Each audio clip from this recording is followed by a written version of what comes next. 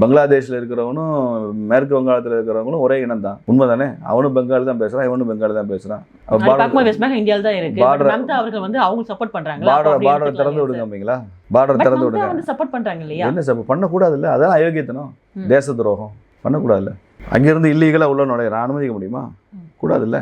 எப்போ தேசம் இப்போ பாகிஸ்தானும் நம்மளும் ஒரே இனம் தான். பஞ்சாபில் பாதி தான் நம்மகிட்ட இருக்குது, மேற்கு பஞ்சாப் வந்து பாகிஸ்தானில் தான் இருக்குது. அப்போ நாங்கள்லாம் ஒரே இனம் திறந்து விடுன்னு சொல்ல முடியுமா? பார்டரை வாகா பார்டரை ஓப்பன் பண்ணி விட்டுரு. அங்கேயும் சீக்கிரம் இருக்காங்க, அந்த பஞ்சாபில் இங்கேயும் சீக்கிரம் இருக்காங்க, நாங்கள்லாம் ஒன்று. இப்படிலாம் சார் அப்போ ஆண்டு முழுக்க இப்போ சைனாவோட இன்ஃப்ளூயன்ஸ் இந்த மாதிரி விஷயங்களே நம்ம ஹேண்டில் பண்ணோம் அப்படின்னா எப்படி வந்து இந்தியா வந்து அப்படி அமைஞ்சிருக்குங்க. இப்போ உதாரணமாக ஆஸ்திரேலியான்னு ஒரு நாடு இருக்குல்ல, அந்த நாட்டுக்கு இன்னொரு நாட்டோட எல்லை பிரச்சனை வருமா? நியூசிலாந்துக்கு வந்து பார்டர் டிஸ்பியூட் வருமா இன்னொரு தேசத்தோட? அவங்க எல்லைகளை காப்பாற்றுறதுக்கு ஆயிரக்கணக்கான கோடி ரூபாய் பணம் செலவழிக்க வேண்டிய அவசியம் வருமா? வராதுல்ல. இந்தியா வந்து அந்த அப்படி அமைப்பு இருக்குது. பல நாடுகளுடைய தனது எல்லைகளை பகிர்ந்துட்டு இருக்கு. ஒரு பக்கம் நேபாளம், பூட்டான், இந்த பக்கம் ரஷ்யா, சீனா, பாகிஸ்தான், பங்களாதேஷ், திபேத்து, இப்படி கிட்டத்தட்ட ஒரு 8-9 நாடுகளோட நம்ம எல்லைகள் வந்து ஷேர் பண்ணியிருக்கோம். ஒவ்வொரு நாட்டில இருந்தும் ஒவ்வொரு வகையான சவால்கள், தடைகள், பிரச்சனைகள் வரத்தான் செய்யும். அதெல்லாம் சமாளிக்கிறது தானே நம்ம இருக்கோம். கடவுள் வந்து நமக்கு பிரச்சனைகள் மட்டுமா கொடுக்குறாரு? அந்த பிரச்சனைகளை சமாளிப்பதற்கான தைரியத்தையும் துணிச்சலையும் அதற்கான ஆளுமையை நம்ம கொடுக்கத்தானே செய்கிறாரு. அதெல்லாம் பயன்படுத்தி அப்போ 2047 வந்துட்டு இந்தியா ஒரு வளர்ச்சியடைந்த நாடாக வந்துடும் நம்பிக்கை தெரிவிக்கிறீங்க இல்லையா? ஆனால் இங்கே இருக்கக்கூடிய இன்ஃப்ராஸ்ட்ரக்சர் எல்லாத்தையும் டெவலப் பண்ணுறதுலையும், for example I can say here Adani அவங்க எடுத்துக்கோங்க, போர்ட் வந்து பல நாடுகளில் வந்து இப்போது விரிவாக்கம் பண்ணிக்கிட்டே இருக்காங்க. ஆனால் இங்கே இருக்கக்கூடிய என்ன சொல்கிறாங்க அப்படின்னா, எப்போ பார்த்தாலும் சரி பிரதமர் வந்து சப்போர்ட் பண்ணக்கூடிய ஒரு பர்சன் தான் அது அதானி. அப்படி அம்பானியும் எடுத்துருந்தாங்க. பட் அம்பானி மேலே இப்போ கொஞ்சம் அப்படியே பேச்சு கம்மியாக இருக்குது. பட் அதானி அப்படின்ற ஒரு பேச்சு அதிகமாக அடிபடுது. ஸோ இது எப்படி சார் எடுத்துக்கிறது? தமிழ்நாட்டில் எவ்வளோ முதலீடு அதானி பண்ணியிருக்காரு திமுக ஆட்சி. கர்நாடகா காங்கிரஸ் ஆட்சியில் அதானியோட முதலீடு எவ்வளவு?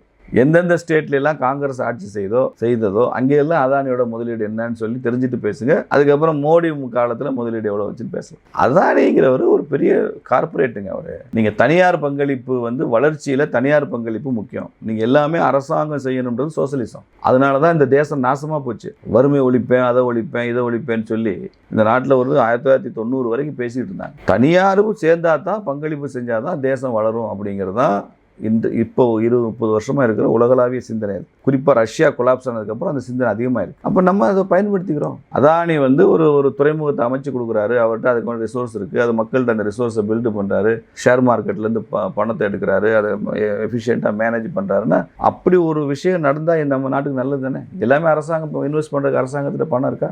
அப்படிப்பட்ட ஒரு அரசாங்கத்தில் ரிசோர்ஸஸ் இருக்கா? பட் அப்படிப்பட்ட ஒரு பிரைவேட் பப்ளிக் பார்ட்டிசிபேஷன் இல்லாமல் நீங்கள் தேசம் வளராது. ஒரு காலத்துல வித்துறீங்க நீங்க அப்படி சொல்லும்போது மக்கள் என்ன நினைப்பாங்க?